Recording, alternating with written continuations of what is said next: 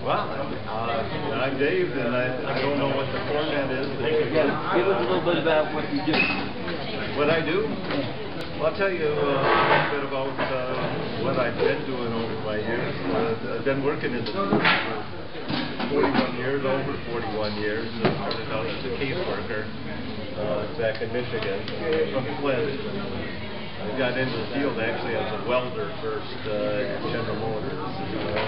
Worked my way through college. That's how I ended up in the field. And I've worked in a lot of different programs, employment services, and child welfare. I was the state child welfare director in Michigan. Helped to write and design the welfare programs in Michigan. They became a model. So when the federal government was looking for some people to help write new legislation that eventually became TANF, I was involved in actually writing and designing it. Didn't turn out exactly like they wanted. It did give states a little more flexibility. I worked in Colorado, and then I went to Arizona, where I was the state director of employment services. Worked for Janet you may know as Homeland Security. Homeland Security. She was the governor. I was in her cabinet. Had a huge department, about 10,000 employees. After a few years, she was moving on. I moved on and went to Casey Family Programs, where I ran the executive vice president of a very, very large foundation out of Seattle. Casey Family Programs. It's the sister agency to Annie E. Casey. People on the East Coast know Annie E. Casey, and we were the other end of it out in the West. And worked there until about this time last year, when I retired. Got myself a new motorcycle and a place in Arizona. And what kind of bike? I've got two bikes actually, an old Goldwing Interstate and a new BMW touring bike. Honda CBR 900. Oh yeah, that's great. But anyway, when I came into a meeting here in Washington, D.C., I remained on a board of directors for the Center for Law and Policy. A guy by the name of Peter Edelman, who some of you may know,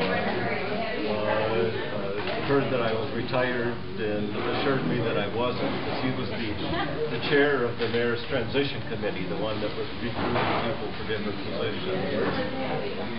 Hooked me up with the mayor and with D.B. Otero, and I loved his vision of not wanting to eliminate welfare, but rather to eliminate poverty, not wanting to eliminate shelters, but to eliminate homelessness, and really working with him and the community on strategies that would strengthen people and give them the resources to be successful and to invest up front in people's success, so that they could become, rather than recipients of services and money, be taxpayers and contributing, and because we put a lot of money into human services, whether it's homeless programs, welfare, or Medicaid, or whatever, we get terrible results.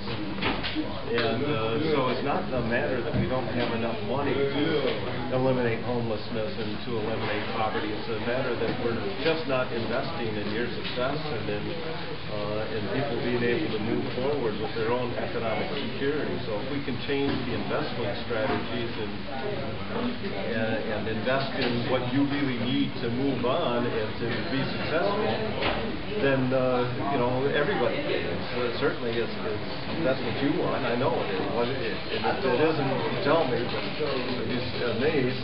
But if it is, then maybe we can find some ways to work together to meet your needs. And one of the things that we really concentrate on is mutual accountability. I was quite proud of the welfare system that we developed in Colorado when I went there. Because we went it was a county about the same number of population in Washington, D.C. We had about 3,800 families on TANF when I started. A year later, we were down to 1,200. But that's not what I was so pleased about. None of those people were sanctioned off. None were kicked off because they didn't comply. Everybody left for something better. Now, we don't know exactly what they left for because some of them just didn't come back. You know, they would get their jobs. So we provided support, and I told my staff, anybody that's kicked off welfare is at least half our fault. Because everybody's going to have a plan, and they have to work full-time in their plan, and we have to provide the support for them to meet their plan. But if they're not following their plan, and they designed it, then we probably have the wrong plan. You know, so the first thing we do is to design a new way for people to be successful, and then hold them accountable. Because if a person's got some substance abuse issues, or domestic violence, or mental health, depression, and all, they're not going to tell us the first day that they come in, right? But if so, we'll put down things on the plan that don't make any sense, and they can't follow it because they're depressed and all. And then when they're not following it, then we know that we can engage them and say, well, tell us what's really going on, and get them involved with the mental health services or other support. So that's the kind of philosophy that we're using on the welfare side. We're changing our whole TANF program and even our homeless services for homeless families along that line. And I think the same thing holds true for the people that are in shelters or struggling to find a permanent place to live. When I worked in Arizona, the governor appointed me as the co-chair of the state's commission on homelessness. And I kind of thought, well, we have to have much better shelters and bigger programs and more services and support. And my staff assured me that wasn't the right way, that rather than shelters and support services, we need to get people first into homes and to permanent housing, because you know much better than anybody how difficult it is to get a job if you don't have a stable place to live, a comfortable, safe environment in which to get up in the morning and take your shower and get dressed and have your alarm clock and all those things so that you can actually get out and get a job. So the philosophy that the mayor envisions and that I certainly go along with it and lead as far as I can within the agency is to find as many opportunities for people to move into permanent housing and at the same time be then addressing any other issues, whether it's education, training, sometimes substance abuse, sometimes mental health issues, but you have to start with the housing first in almost all instances before those other types of programs and services can be successful. So we've had many hundreds of units of what's called permanent supportive housing developed, taken a lot of the people probably that you know, and some of them with what we would call chronic or real long-term homelessness, and got them into housing and now provide case management services so that they can be as self-sufficient as possible. We know that not everybody can get there all the way, especially in this economy, but we can make progress and help all of you and all of the others that are in similar situations be as successful and to be in it together, so that it's not just falling on your shoulders and it's just not falling on the government's shoulders, but it's got to be us and you and the whole community if this is going to work. That's the basic philosophy, so let's talk more specifics. Berns, I'd just like to say for our Friends Coalition, kind of let you know a little bit about what you've been doing for the last 4 years.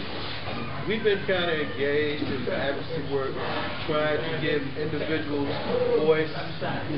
Normally wouldn't have a voice in this city, and I think a lot of what we do arrive out of close to the Franklin shelter.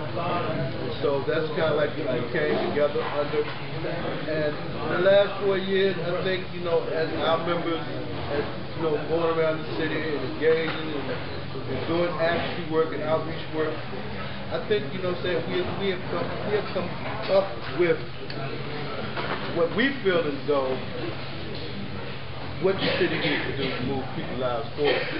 I think for me, it's always been a process. And so we had some questions that we have. I don't know if I did see your get the questions. Yeah, but the same ones that you had. We have some questions we'd just like to ask, maybe get some feedback on, have some dialogue about. Sure. And so I think John is going to, Obi is going to be asking the first question. This question wasn't on the list. This question wasn't on the list, but can you succinctly give us a description of what you do as a director? Secondly, what is your plan to move people from homelessness into affordable housing? I go to meetings. Like here? That's a good start. No, really, I try to be as involved in the community as possible. And if I were to divide my job up, I'd say that 70% of it is out doing these kinds of things and meeting with the community and listening and getting guidance, and 30% of it is designing budgets and doing personnel work and those kinds of things. Now, that's not the way most directors work, but I believe in delegating. I've got some really good people. I surround myself with people that are good at the detail, and I try to be more of the creative in bringing people in the community. So my focus, I spend as much time talking at groups like this and with TANF recipients and others, as many meetings of that nature as I have with other agency directors and with the mayor. The things that I do are asking questions about why do we do it that way and why don't we do it in another way? Why do families and individuals end up with 5 case managers and none of them that really get to know the clients at all? Why don't they have 1/5 the caseload in one case manager that does everything? Why do we spend so much money on a program like DC General, where on an annual basis it costs us $46,000 to keep a family in that program, when with that amount of money, they could be living the good life. So what's the better way and approach that we can take even a fraction of that money and get people into something that really makes a difference, is working with kids. Asking questions about what are the ways, what is my job? A lot of times if you ask me what I do, I say that we're the primary prevention program at Department of Human Services for child welfare and for juvenile justice and for the criminal justice system. That we're a prevention agency. That it's not just running a TANF program or the homeless shelters or something like that. That should be a small part of our job. Our job should be keeping people from coming into our system and keeping people from who we come in contact with going into the deeper end, more intrusive kinds of services. Let's keep people healthy and out of the emergency room. And so my job is to ask those questions and look at new strategies and ways to accomplish what all of you expect us to accomplish, rather than just running my agency. If I cut services to you, there's a good chance that you're going to end up in somebody else's system costing even more. You know, whether a lot of times that's the health system, and you know, it can cost thousands of dollars a day if you end up in the emergency room and then in the hospital, or in other kinds of deep-end services. So we can keep people healthy and out of trouble, and even better to give them jobs so that they can pay their own rent and not have to have subsidies. That's my job. That's how I see what I need to do. I've already retired 4 times. I keep coming back. I wasn't planning on coming back, and it was, I came back because the mayor had a vision, and I had a passion to help him with that vision. And so I really don't want to be an administrator. I would much rather be a creative force with you, and I never have an original idea. I come out and I hear the good things that you guys have to say and others have to say, and then try to get others to see the passion and the ability. If you bring me a problem, there's a good chance you can end up at least on a committee to solve it and to implement the strategy. That's what I do. Try to get people connected with their own passion, what they feel is important, and give the opportunity for everyone to be successful. I had a management consultant tell me just a few years ago that she had some good news and bad news for me. I was the agency director. I had thousands of employees. She said, no matter, the bad news is no matter where you are in the organization, whether you're a clerk or bring to it is a little bit of that wisdom to guide people to that 15% so that we know and have the hope information move forward. I go into a lot of welfare offices and homeless services offices, and I see so many victims, and they're not the clients, they're the staff. No, because the staff often are underpaid and underappreciated, and they have huge caseloads. But what I tell the staff is, we got to stop feeling like victims ourselves. Because how can we share any sense of hope with you and with others in the community if we feel like we don't have any control ourselves? I had John Napolitano standing right next to me when I filmed a video that said to all the staff, don't look to the manuals to tell you what to do. Manuals only tell you what you can't do and what you have to do. If you see something that's the right thing to do, if you haven't been told not to do it, and if it's not illegal, then just go ahead and do it. Don't wait for me. You can't wait for management to have all the ideas. People have to be empowered. And in exchange for that, if there's something within my control, I try to give that to the staff, but only if they're willing to then turn over part of their 15% to the people we serve so that they have the power to actually be able to move forward. Hey, Mr. Berns, we have a question from Mr. McDermott. It's a twofold question. What is the DA excellent in you to provide clean jobs and housing for the people in the government, who are out of the government? And we've been working with Mr. Swine on an issue that's really good to the heart for many of our constituents. The transportation in the night is excellent, but in the morning it's kind of foul up. Yeah. As they don't have enough vehicles and buses running to get people to where they got to go on time. And so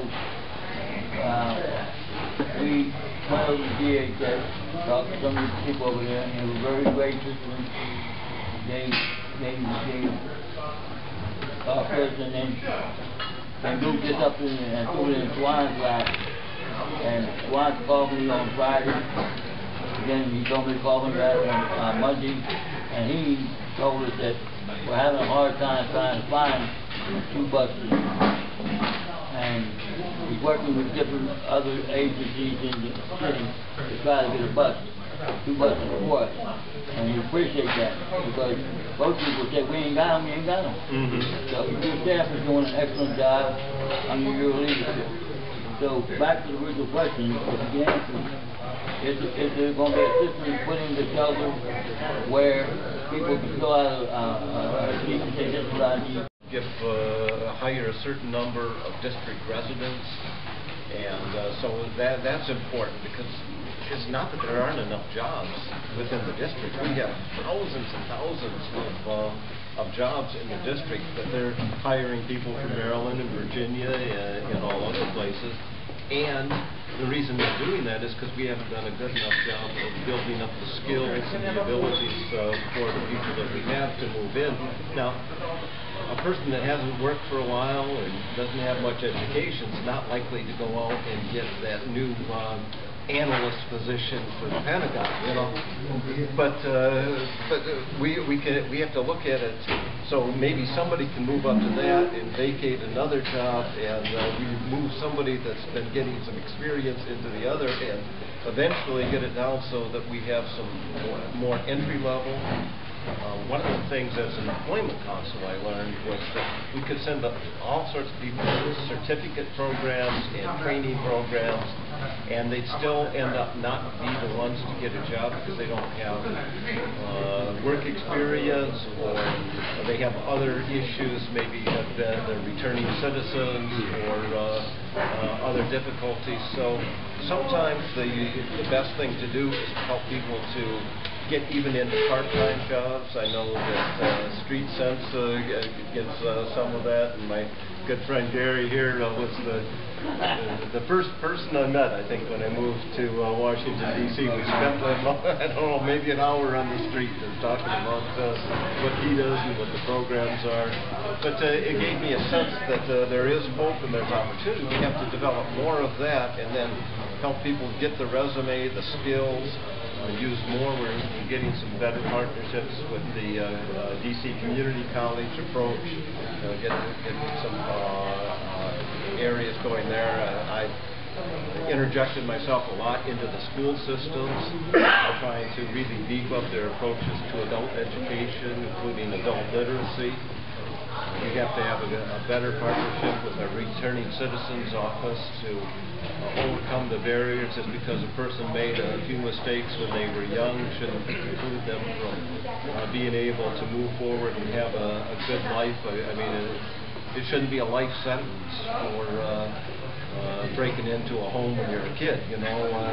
It should be a chance to move forward and have a good life after that. So there's things that we can do to affect and change some of the hiring practices both within the city government and with our partners. We've got the sweat equity program. Some of you have heard of that. We've taken families that are homeless, the heads of the families that are homeless, and provided them with some training, but through our contract, said to the person who was renovating a couple of apartment buildings that we own that they would have to hire 12 to 14 of our clients to actually do the work for that renovation. And in May, we'll be opening those 12 apartments, and 12 of the 12 people that are working in that will have the first right to move into those apartments as a permanent housing program. So, and they'll also, because of the skill that they've developed over the last 8 or 9 months, have a great shot of being able to continue to do that drywall and electrical assistant and all of those kinds of jobs that they've been doing and learning on the site there. So there's a few things we're doing, a whole lot more that we have to do. But again, it's not a matter of resources. It's a matter of finding a way to redeploy what we're spending on the bad outcomes, like keeping people in shelters for years and years and years, and redeploying that money into the supports that you need to be successful. Berns, we have another question for you from Mr. Junior Alvarez. Thank you. Thank you, Mr. Berns. Thank you for coming out. When we go around these shelters, one of the things that we're trying to do is encourage guys to get back into the workforce and letting them know that yes, you can get your lives back. You know, you don't have to be on a waiting list for Section 8 and for 5-10 years while you know can get a job and pay your own rent. We have a guy here this morning from 801. His name is Philip. Brought him here this morning. He lost his driver's license, trying to get back in the workforce, and so much more. It's a whole lot of them that we work with, and I'm trying to make this short and precise. My question is, how can People Fairness Coalition help you do your job better, and how can we work together, or the specific DHS staff we can work with on issues that we care about? I'll give you one real concrete example and thing that I'm asking for your help on. We've got the Mayor's Summit, citywide summit coming up on February 11th. This is going to help him guide his budget and what he wants to invest his funds in. If your voice is not heard there, and if you're not there from 9 in the morning till 4 in the afternoon to put your input, those that are concentrating on street lights and potholes are going to have a whole lot more voice than what you. Not that street lights and potholes aren't important, but if you want to invest in jobs and permanent supportive housing and all, we need your voice right there. So register, come on out, get a lunch, but you have to work for that whole day. You'll be voting with these little machines, and that will help guide our budget to make sure that the mayor knows how important this is to all of you and to our entire community. Now, when it comes down to the other thing, I think it's an individualized approach. There's no one program or way that we're going to be able to solve this. So, I alluded to it before. If you've got 5 different case managers, one at the shelter, one over at the health department, one over at some treatment agency, and one over at the DHS or something like that, what I'm trying to do is to get it down so everybody has just one primary worker, one primary plan, and somebody that knows and cares about you, that you can really have the relationship with. To carry that forward. Because again, if I try, even with your input, to design one program and one approach, it wouldn't work for all of you. You know that each of you needs something different than the rest, but it's got to be much more individualized than what we've done in the past. I think we do a disservice by having shelters that have 600, 1,100, 1,200 people in it, because you kind of get lost in the mix, and there's so we'll be concentrating, and the mayor has expressed great support for our getting much more scattered and getting shelters that are more geographically intermixed into the community, like 100-bed shelters with some staff that you really get to know and help move you forward and through the system better. So that's a long-term goal, but I was just amazed at how much support we're getting from the budget office, from our capital, the people that are in charge of building new things for the city and all. They're very excited about moving forward with a smaller, more individualized approach, and not to have more shelter beds, actually to have less shelter beds and more permanent supportive housing and more opportunity for people to move forward. Mr. Berns. Okay, now we have a question from Mr. Gary over there. Right hand man. All right. The reason I'm homeless is that I was very sick for 2 years. I lost everything I had, all my money. My question is, if someone is ill, where can they go during the day to rest? And would you consider opening a day center for people who are sick, whether it's the flu or something else?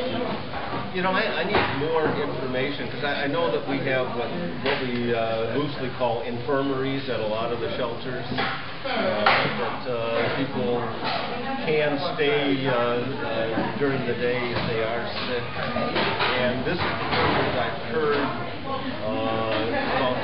efficiency of that approach. So certainly would need to look at it. That would be a topic that maybe you could even raise and make known at the One City Summit, the Mayor's Summit coming up. But we can also, if there's the Interagency Council on Homelessness, and a strategic planning committee. They're meeting this afternoon. You have some reps, some people right from the that are homeless that are on that committee. But get your voices known to those or to others that are participating, because that's where we plan the long-term strategies. We have to say what is the most important way that we can invest the money into it. Best to put it into an infirmary kind of a program, or would we be better served with beefing up our current approach a little bit and investing more in jobs and employment? So, I'd certainly consider it, but we have to know where it fits within the range. At one time, under the city administration, DHS had a plan to open the center up where people can go and use computers to find jobs, use computers to find places. And when the new city administration came in, and I got hot about it when they said that's no longer on the table, that's been scrubbed. And they had somebody who was going to fund the building. All you had to do is DHS had to come up with the staff and put the staffing in place to make sure people ain't just coming in to go to sleep, drink coffee. So they scrubbed that idea. And what we do now, some of the homeless population is now suffering because they scrubbed the program. Yeah, we have to find ways, and it is possible. The reality is that I'm supposed to have 900 staff in my agency. I've got 700. I carry the extra 200 as vacancies, but can't fill them. So and it's because the money isn't there to actually to fill behind. I think we've got some opportunities to show why we need to fill some of those positions, but how I would use them, whether it would be to staff these, or we could start using more volunteers, or the community resources, or beef up the services in the library. That's why it has to be planned. You can't just see a problem and rush out and open a program just for that. There may be other things and services that we can beef up instead, and to solve it in a different way that's a win-win and a better investment. So that's why you have to go through groups like the Strategic Planning Committee. It's from 2 to 4 today over at the Community Partnership offices. Mr. Berns, I guess I just want to ask my question real quick, which was, we did have another question, but I just want to get to my question, which is basically built around the outreach that we do at People Fairness Coalition. And we've been engaged with Paul Amari over at 801 East. He actually went out with us and did outreach with us one night. And so we've been trying to come back together and, carry it out during the hypothermia season and beyond. And our goal is actually to try to go out there and give individuals information on ways they can, get themselves off the streets and even into a shelter during hypothermia season if the weather is very bad, or whatever process that the city is putting in place. And my whole thing has always been, for the city, programs. I know for me, I believe you even start about trying to move people into permanent housing, you have to change the low barrier shelter, just the way low barrier shelters are set up in order for you to kind of like address these questions that we have as far as housing, jobs, job training, so forth and so on. So I just like to know, if it's possible. So I know when we met at Sharp, the city you said, Mr. Swan and yourself said there might be some possibilities for there to be some stipends put in place for individuals engaged in doing, some outreach work and stuff along those lines. I think that would go a long way in helping us be able to support ourselves, do what we do. And also, I would just ask about the individual ID card, because I think one of the things as far as with a homeless individual, for myself, when I was experiencing being homeless, the worst thing I had to experience was standing in lines. The lines. It's always the lines. You're standing, it's the lines. You got to stand on a line for this, a line for that.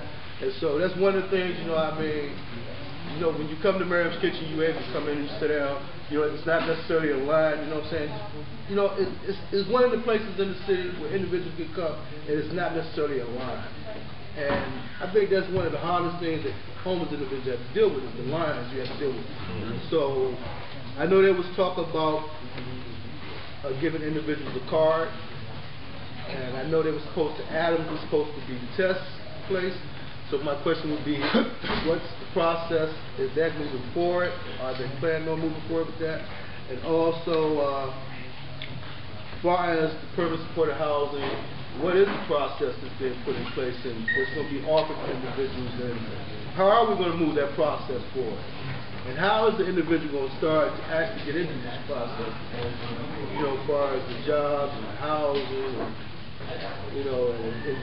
is there any plans to change the way you have no-bird shelters set up right now? Because I know that the legal clinic is not going to let us change it, but so much, because they're going to come out against it. But in order to move people's lives forward, they have to do something as far as the way they have designated no-bird shelters right now.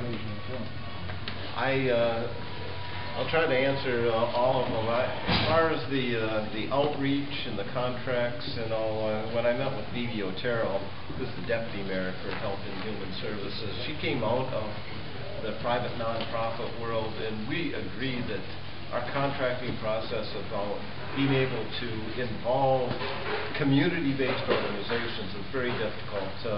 And it's for legal reasons and for fear and all that. It's hard for an organization to get start up, and we give preference to long-term agencies and organizations, and you need quite a bit of working capital and money to actually be able to move forward. We've got to find a way that we can get grassroots organizations more involved, and whether it's contracting or stipends or whatever. So it's more discussion right now. It would be very difficult for an organization like yours to get a contract, frankly, because I don't think that's what for me personally, I don't think that's what we're trying to. Okay. We're trying to get. We just want to be able to maintain the work, our advocacy work, right, and our outreach work. You know what I'm saying? I don't think we necessarily as a group are looking for contracts at this particular point, but we would like to be. Well, but we still need a way to support your efforts, and I think that there's some things that we've done. I've worked with faith-based organizations, and actually Bill Moyers came out and did a couple of TV programs about some of the ways that we were innovative in working with churches and other faith organizations. So that's a possibility of ways to really get maybe non-traditional partners and others more to the table. But to keep their distinct emphasis, because you don't want to turn organizations like yours into just arms of the government. You have to really be the voice and the action of the people. So, and when you get a contract, a lot of times, you lose some of that independence. So, but there are ways that we can work together and still keep the integrity of what we're doing. As far as the cards, we're still moving forward. We're testing. I haven't had an update in the last over a month on the progress. But we'll be testing what goes on the cards, how they're used, that they should reduce the lines. You shouldn't have as much time to when you come in. And of course the legal clinic you mentioned then, we want to make sure that we're not violating your confidentiality and all, but it is helpful. Everybody carries ID and cards, and so it should be good if we can have some basic information so you don't have to keep reporting the same things over and over again. Also, it's hard to work with people if you can't share a little bit of information between agencies that are working with the same one, and if you can't have ways to say, well, you'll be doing this and I'll be doing that, and the individual will be doing these other things, and it turns out all together. So the cards are just one way for all of us to know a little bit more about what each other's doing so that we can coordinate our efforts better. As far as the permanent supportive housing, we want to make sure that we're using as much federal money for that. So we haven't been putting new local money into additional permanent supportive housing, but rather using federal vouchers. But we have opened several new site-based places. Almost all of them were scatter sites originally, so that it was one apartment, housing choice kinds of vouchers.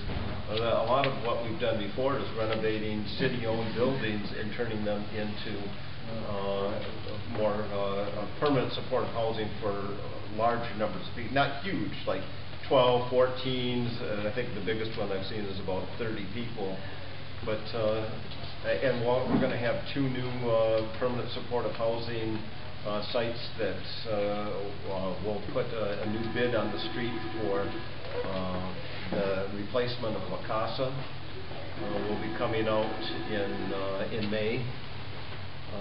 And that should be opened up in early 2014. It takes a while to construct that, but it will be one of the most beautiful buildings you've ever seen, and it will be a permanent supportive apartments for formerly homeless people. And Berns, when I hear you talk about the sites that's coming online, the question always comes to my mind. Well, how are we involved in homeless individuals who are living in them shelters, as far as trying to bring that sweat equity programs you're trying to bring online and involve these individuals? Like I stated in the ICH meeting, I believe everybody can do some kind of job. Yeah. You know what I'm saying? It might, however minimal that job may be. So everybody has some type of work. And so, with, a lot of times, you bring these places online, but I think if you start involving people in these shelters, with some type of job to go there, if it's just to clean up.